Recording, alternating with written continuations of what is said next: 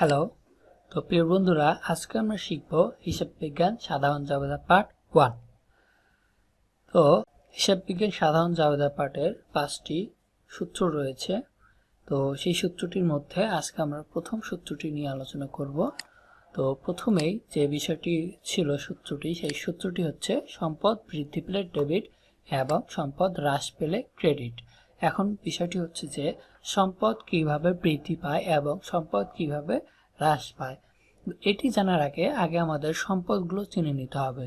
তো চলুন আমরা সম্পদগুলো চিনে নিই। সম্পদ সমূহ যেমন হাতে নগদ, নগদ টাকা, ব্যাংক জমা, আসবাবপত্র, দালান কোঠা, ভূমি, চেয়ার টেবিল, আলমারি, কলকবজা, যন্ত্রপাতি, machine, delivery van, computer, AC, দেনাদার, প্রাপ্য হিসাব, প্রাপ্য নোট, প্রাপ্য বিল ইত্যাদি। তো বন্ধুরা, এই একটি সম্পদ ছাড়াও আরও বেশ কিছু সম্পদ রয়েছে।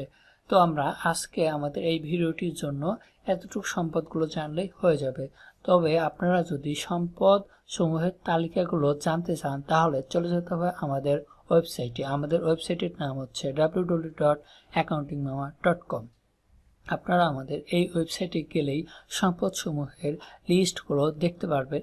তো আমাদের এই সম্পদসমূহের তালিকার যে লিঙ্ক রয়েছে সেই লিঙ্কটা আমরা আমাদের আই বাটন এবং আমাদের ডিসক্রিপশন বক্সে দিয়ে দিব। আপনারা চাইলে সেখান থেকে চেক করে নিতে পারেন। তো বন্ধুরা, আমরা সম্পদসমূহগুলো চিনে নিলাম। এখন আমরা জানবো কিভাবে সম্পদ বৃদ্ধি পায় এবং কিভাবে সম্পদ হ্রাস পায়। তো চলুন আমরা দেখি।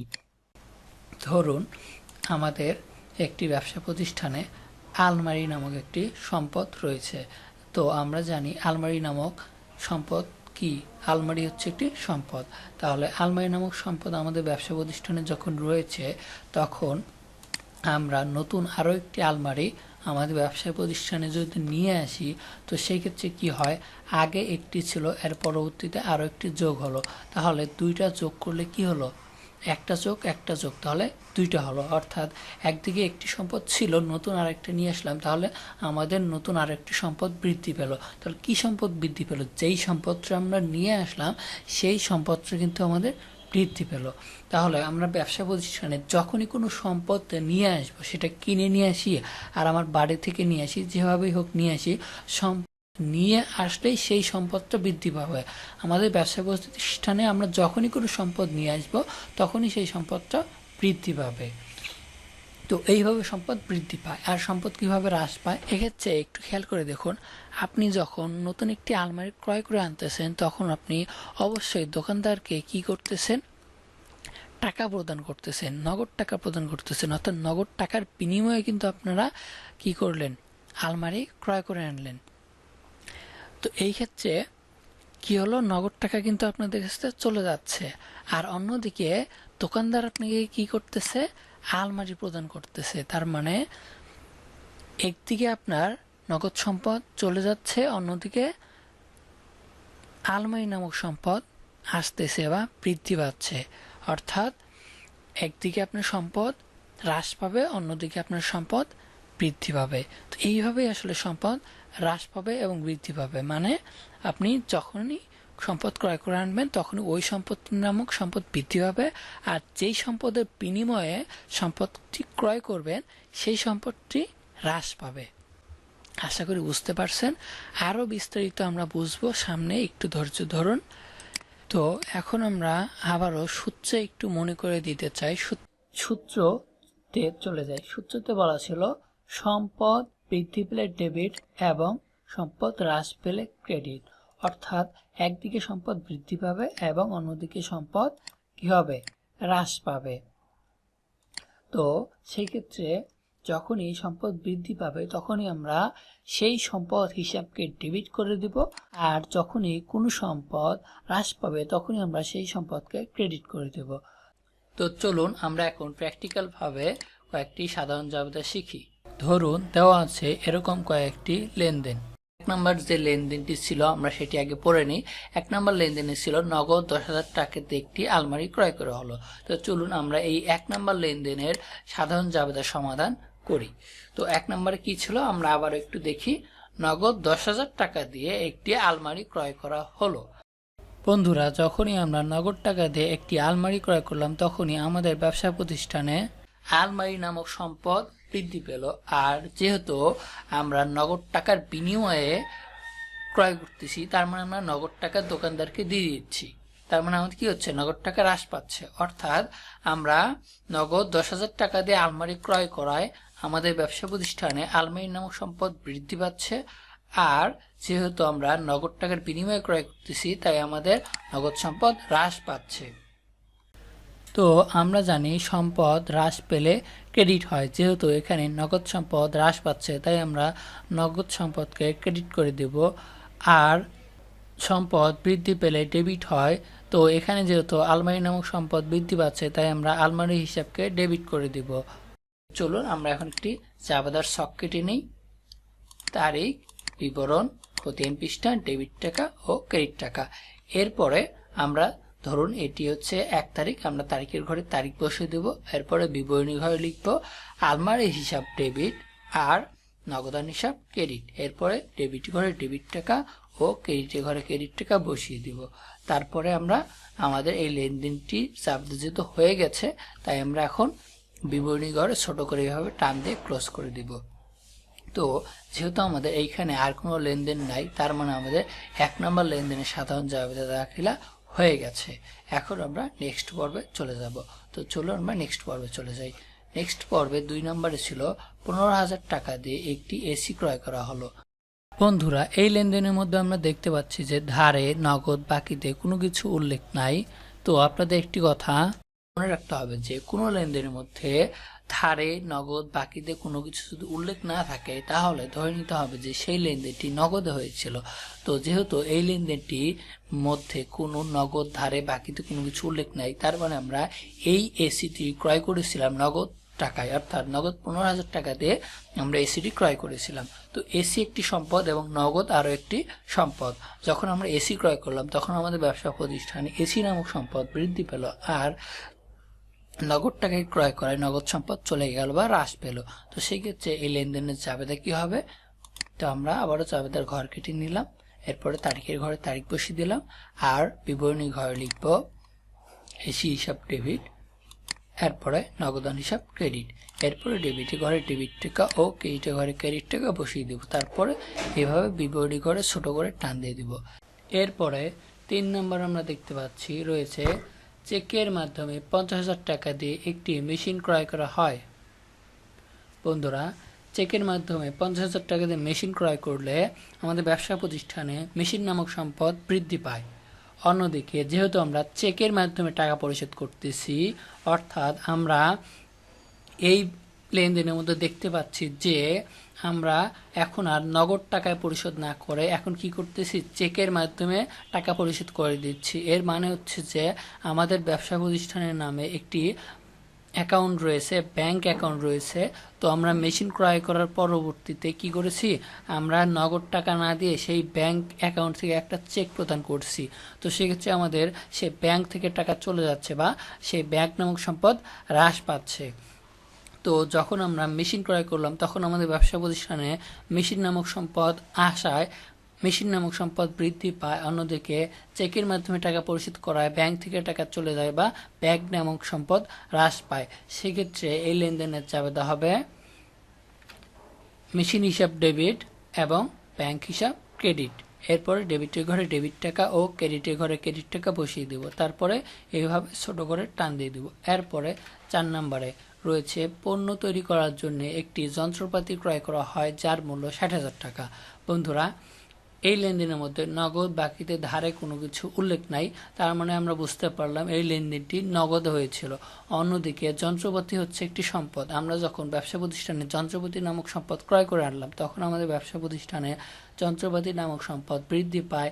অন্যদিকে যেহেতু আমরা নগদ টাকা দিচ্ছি, তার মানে আমাদের ব্যবসা প্রতিষ্ঠান থেকে নগদ টাকা চলে যাচ্ছে বা হ্রাস পাচ্ছে। সেই ক্ষেত্রে সূত্র অনুযায়ী আমাদের এই লেনদেনের চাবেদা হবে যন্ত্রপাতি হিসাব ডেবিট এবং নগদান হিসাব ক্রেডিট। এরপরে ডেবিটের ঘরে ডেবিট টাকা ও ক্রেডিটের ঘরে ক্রেডিট টাকা বসিয়ে দেব। এরপরে আমরা 5 নম্বরে চলে যাই। 5 নম্বরে বলা রয়েছে 1 লক্ষ টাকা দিয়ে সিটি ব্যাংকে অ্যাকাউন্ট খোলা হলো। বন্ধুরা, আমরা যখন সিটি ব্যাংকে অ্যাকাউন্ট খুললাম তার মানে আমাদের ব্যবসা প্রতিষ্ঠানে সিটি ব্যাংক নামক একটি ব্যাংক অ্যাকাউন্ট বা ব্যাংক সম্পদ বৃদ্ধি পেল, আর ব্যবসা প্রতিষ্ঠান থেকে নগদ সম্পদ চলে গেল বা হ্রাস পেল। সেই ক্ষেত্রে আমাদের এই লেনদেনের জাবেদা কী হবে? সেক্ষেত্রে এই লেনদেনের জাবেদা হবে সিটি ব্যাংক হিসাব ডেবিট আর নগদান হিসাব ক্রেডিট। এরপরে ডেবিটে ঘরে ডেবিট টাকা ও ক্রেডিটে ঘরে ক্রেডিট টাকা বসিয়ে দিব। তারপরে বিবরণীর ঘরে এইভাবে ছোট্ট করে একটি টান দিয়ে দিব। এরপরে 6 নম্বরে বলা রয়েছে ব্যাংকের মাধ্যমে 5,000 টাকা দিয়ে একটি আসবাবপত্র ক্রয় করা হয়। বন্ধুরা, আমরা যখন আসবাবপত্র ক্রয় করলাম তখন আসবাবপত্র নামক সম্পদ বৃদ্ধি পেল, আর ব্যাংকের মাধ্যমে ক্রয় করায় আমাদের ব্যাংক নামক সম্পদ হ্রাস পেল বা ব্যাংক নামক সম্পদ চলে গেল। সেই ক্ষেত্রে আমাদের এই লেনদেনে জাবেদা হবে আসবাবপত্র হিসাব ডেবিট এবং ব্যাংক হিসাব ক্রেডিট। এরপরে ডেবিটে ঘরে ডেবিট টাকা ও ক্রেডিটে ঘরে ক্রেডিট টাকা বসিয়ে দিব। তারপরে বিবরণী ঘরে এইভাবে ছোট করে টান দিয়ে দিব। এরপরে 7 নম্বরে বলা রয়েছে শাহিনকে 5,000 টাকার ধার দেওয়া হলো। বন্ধুরা দেখুন, এখানে একজন ব্যক্তির নাম উল্লেখ রয়েছে আর বলা রয়েছে যে শাহিনকে 5,000 টাকার ধার দেওয়া হলো। তো যখনই আমরা কোনো ব্যক্তিকে ধার দিব বা কারোর কাছে আমরা বাকিতে বিক্রি করব, তখন আমাদের দেনাদার নামক সম্পদ বৃদ্ধি পাবে। যেহেতু আমরা এখানে শাহিনকে 5,000 টাকা ধার দিচ্ছি, তার মানে আমাদের শাহিন নামক একজন দেনাদার সম্পদ বৃদ্ধি পায়, অর্থাৎ দেনাদার শাহিন নামক একজন সম্পদ বৃদ্ধি পায়। তো সেই ক্ষেত্রে আমরা জানি সম্পদ বৃদ্ধি পেলে ডেবিট হয়, আর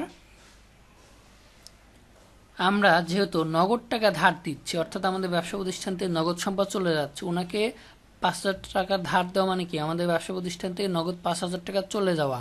তো সেক্ষেত্রে আমাদের নগদ সম্পদ হ্রাস পাচ্ছে, তার মানে আমাদের কি হবে? দেনাদার নামক সম্পদ বৃদ্ধি পাওয়ায় আমরা দেনাদার হিসেবকে করে দেব ডেবিট, আর নগদ সম্পদ হ্রাস পাওয়ায় আমরা নগদান হিসেবকে করে দেব ক্রেডিট।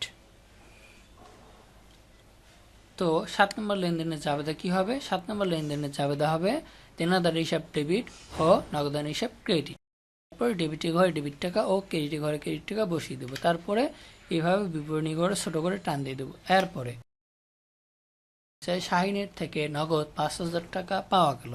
বন্ধুরা, আপনারা এখানে একটা কথা মনে রাখবেন যে যদি কোনো লেনদেনের মধ্যে কোনো ব্যক্তির নাম উল্লেখ থাকে আর নগদ ধারে বাকিতে কোনো কিছু উল্লেখ না থাকে, তাহলে ধরে নিতে হবে যে সেই লেনদেনটি বাকিতে হয়েছিল। কিন্তু এইখানে আমরা একজন ব্যক্তির নাম উল্লেখ পাচ্ছি, অন্যদিকে নগদ 5,000 টাকা পাওয়া গেল এরকম উল্লেখ পাচ্ছি। তার মানে এই শাহিনের কাছে আমরা কোনো এক সময় টাকা পাইতাম, সে আমাদের টাকা ফেরত দিয়েছে। তো যখন তার কাছে আমরা টাকা পাইতাম মানে কি, সে আমাদের কাছে দেনাদার ছিল, অর্থাৎ আমরা শাহিনকে কোনো এক সময় টাকা ধার দিয়েছিলাম অথবা শাহিনের নিকট কোনো এক সময় আমরা বাকিতে কোনো কিছু পণ্য বিক্রি করেছিলাম, সেক্ষেত্রে আমাদের দেনাদার সৃষ্টি হয়েছিল বা দেনাদার নামক সম্পদ বৃদ্ধি পেয়েছিল। এখন এই শাহিন দেনাদার কি করতেছে? আমাদের সেই 5,000 টাকা দিয়ে দিচ্ছে। তো আমাদের 5,000 টাকা যখন আমাদেরকে আবার ফেরত দিয়ে দিচ্ছে, তখন দেনাদার নামক সম্পদ আবার কি হচ্ছে? হ্রাস পাচ্ছে। আর যেহেতু উনি আমাদেরকে নগদ টাকা দিচ্ছে, তার মানে আমাদের ব্যবসা প্রতিষ্ঠানে নগদ 5,000 টাকা আসতেছে, সেক্ষেত্রে নগদ সম্পদ বৃদ্ধি পাচ্ছে। অর্থাৎ আমরা এই যে 7 তারিখে শাহিনকে আমরা 5,000 টাকা ধার দিয়েছিলাম, এই শাহিন আবার 8 তারিখে এসে আমাদের 5,000 টাকা ফেরত দিয়ে দিচ্ছে। তো আমরা 7 তারিখে যখন শাহিনকে টাকা ধার দিলাম, তখন দেনাদার নামক সম্পদ বৃদ্ধি পেল আর নগদ সম্পদ চলে গেল বা হ্রাস পেল। তো 8 তারিখে এসে যখন এই শাহিন আবার আমাদের টাকা আমাদের ফেরত দিয়ে দিচ্ছে, তখন দেনাদার নামক সম্পদ হ্রাস পাচ্ছে আর নগদ সম্পদ বৃদ্ধি পাচ্ছে। সেই ক্ষেত্রে এই লেনদেনের জাবেদা কি হবে? সেক্ষেত্রে এই লেনদেনের জাবেদা হবে নগদান হিসাব ডেবিট আর দেনাদার হিসাব ক্রেডিট, অর্থাৎ এই 7 নম্বর লেনদেনের জাবেদাটি উল্টে যাবে। তো এরপরে ডেবিট ঘরে ডেবিট টাকা ও ক্রেডিট ঘরে ক্রেডিট টাকা বসিয়ে দেবে। তো আমাদের 8 নম্বর লেনদেনের জাবেদাটিও কিন্তু হয়ে গেল। আশা করছি আমাদের এই জাবেদার ভিডিওগুলো খুব সহজে আপনারা বুঝতে পারছেন। আমাদের একটি ওয়েবসাইট রয়েছে www.accountingmama.com।